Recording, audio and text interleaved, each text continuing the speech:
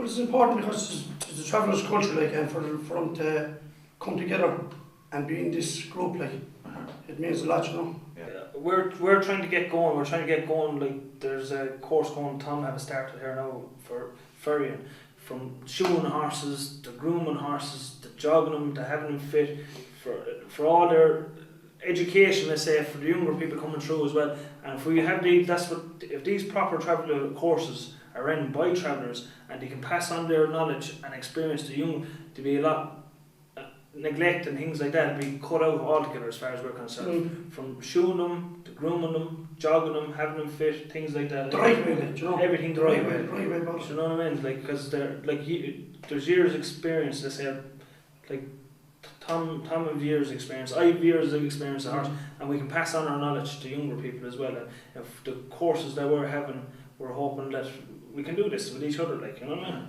All in the build out, like, yeah. Build out.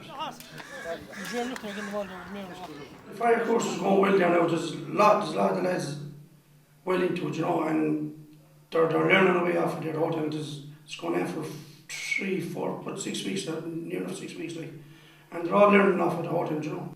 They're building off it the whole time. Tipperary is the first county in Ireland that actually travellers.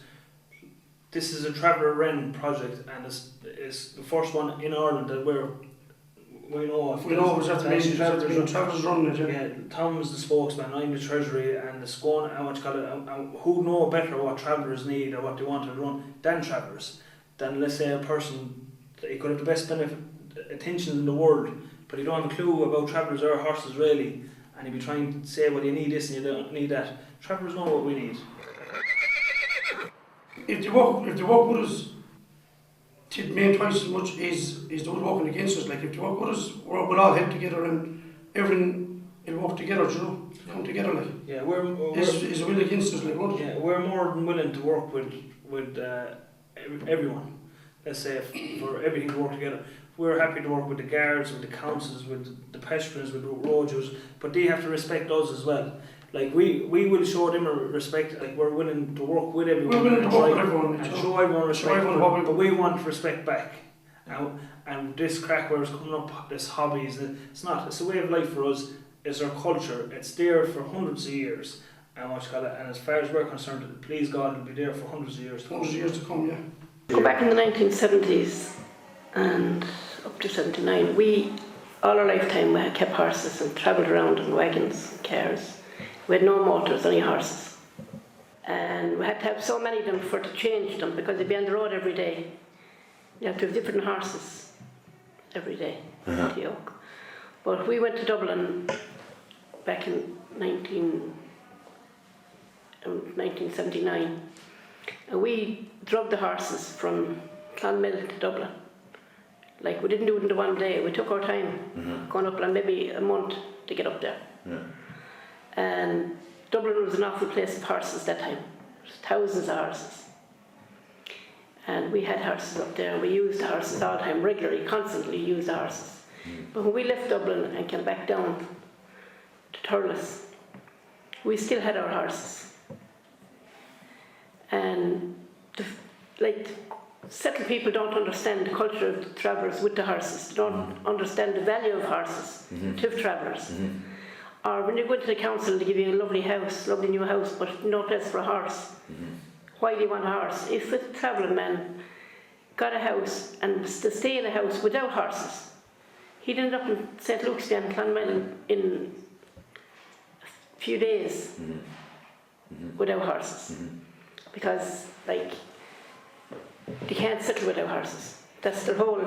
Even the children coming up, the younger little fellas, driving the horses and yoking them and training them and shoeing them. That's their culture, that's all they know, horses. Down around here in summer's morning at 6 o'clock, winter's morning 8 o'clock. And during the day and back in the evening again. Once you'll be driving, you'll be looking to have at least 10 times a day because you can be close with you. It's just easy loose down here, there's no fair and plenty of grass, plenty of water, and all you got to do is keep checking. It's grand, it's lovely to see the children. Like, travelling children are one, most of them with horses. Like, you can see the bond with them from that size up. You will, of course. Up until they die. Right. An uncle of mine, he died a couple of years ago, 3 years ago. The day before he died, he was at a drive on a road car going around. That's right, yeah. That was the day before he died, and what you call it, that's it. And we're going to be the same way from that height until we die. We're going to be with the horses every day, and there's no one going to take that away from us, as far as we're concerned. No.